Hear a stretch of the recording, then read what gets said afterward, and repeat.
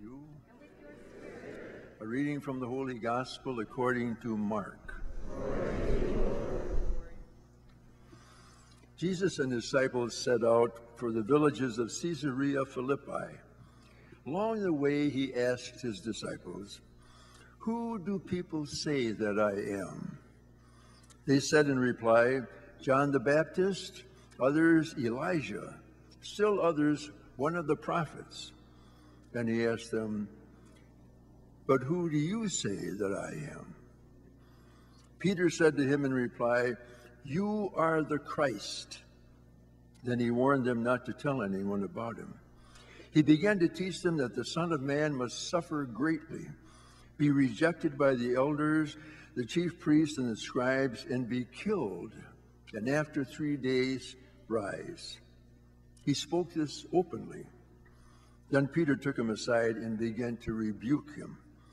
At this he turned around, and looking at his disciples, he rebuked Peter and said, "Get behind me, Satan. You are thinking not as God does, but as human beings do."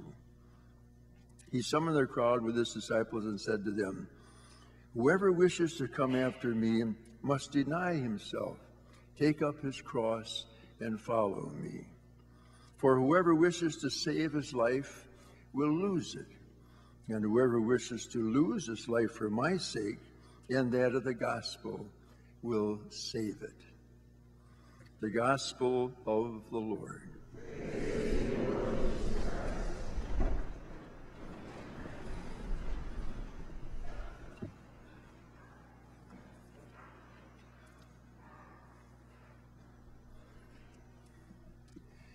In our gospel today, Peter doesn't know when to quit.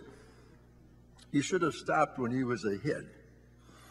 When Jesus asked his disciples who they thought that he was, it was Peter alone who blurted out, "You are the Christ, the long-awaited Messiah."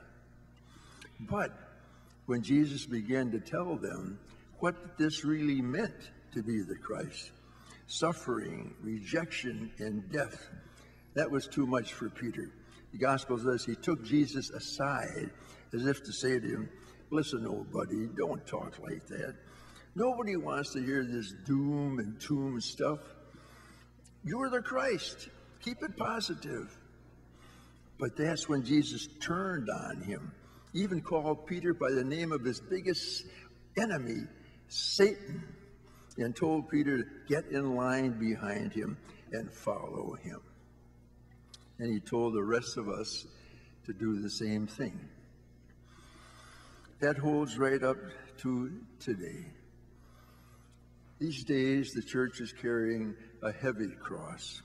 And I think Jesus is telling us that the best way to carry it is to carry it and not deny it like Peter did. That's what Father Ronald Rolheiser was telling us in a recent edition of our diocesan magazine, Angelus. He wrote, "Sometimes all you can do is put your mouth to the dust and wait." That quote about putting our mouth to the dust and waiting is from the book of Lamentations. It's about accepting the humiliation.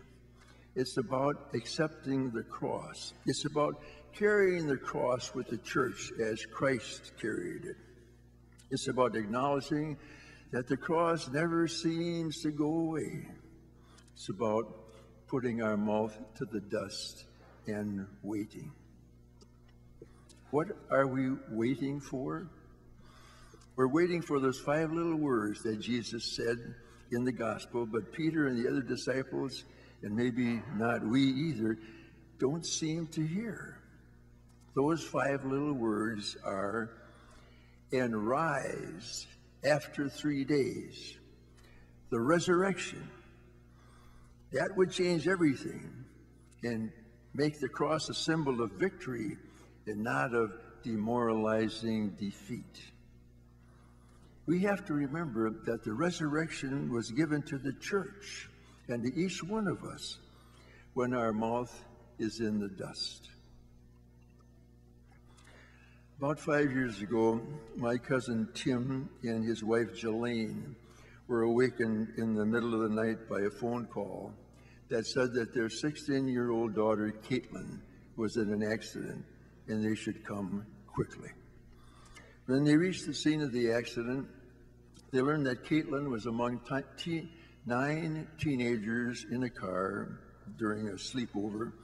And when the young driver of the car went over 100 miles an hour trying to jump a hill in Wisconsin countryside, she lost control and the car tumbled over a couple times. When they rushed to the hospital, they found that Caitlin and 2 other girls were dead. They were devastated. I saw both of them last summer when I was back in Wisconsin. Tim and Jelaine are still struggling with the death of Caitlin. That's one of the hardest things a parent has to do, to suffer the loss of a son or a daughter. For a while, they too had put their mouths in the dust and waited. But in the grieving process, my cousin Tim found that men do not grieve the same way that women do. So he formed a little group of other fathers who had lost a son and a daughter to support each other. They meet almost every week in Wisconsin, actually in a pizza place that's named after the child of one of the fathers who lost him. I've been meeting with them every year now for the last 5 years or so when I go back to Wisconsin, and I've learned so much from them. There's no dust, no bitterness in their mouths.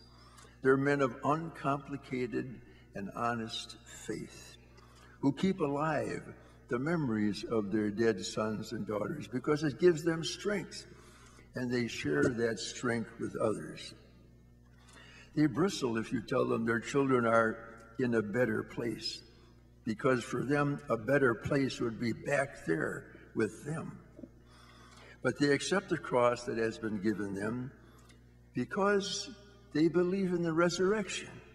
They believe they will see their sons and daughters again. But they don't just wait for it, they work for it and try to make this world a better place. And so must we. About 2 or 3 weeks ago, here at Holy Family, at this Mass, at communion time, a young man came forward with the rest of him and waited about 5 feet from me. I thought he wanted a blessing, but as I was about to bless him, he said to me, "You're a hypocrite." And before I could notice it, what he said, he was gone.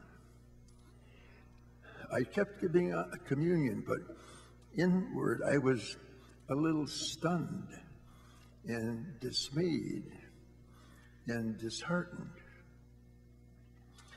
The days after that, I kept thinking what I might have said to this young man. And then I read Father Rollheiser's article. His advice, sometimes all you can do is put your mouth to the dust and wait. That's what I did. But we can't wait too long. We have to get up and carry the cross again and work to help those survivors of abuse and work to prevent it from ever happening again. Each one of us carries some kind of a cross. It varies in shape and size and form according to our measurements. So today's gospel is a welcome reminder that it says there was not a Christ without a cross. And it reminds us that there will never be a cross without Christ. There will never be a death without resurrection. That's what we celebrate in each Eucharist. That's what we say at the consecration. Save us, Savior of the world. For by your cross and resurrection, you have set us free. Free to put our mouth to the dust and wait. And then get up and carry the cross again. Amen.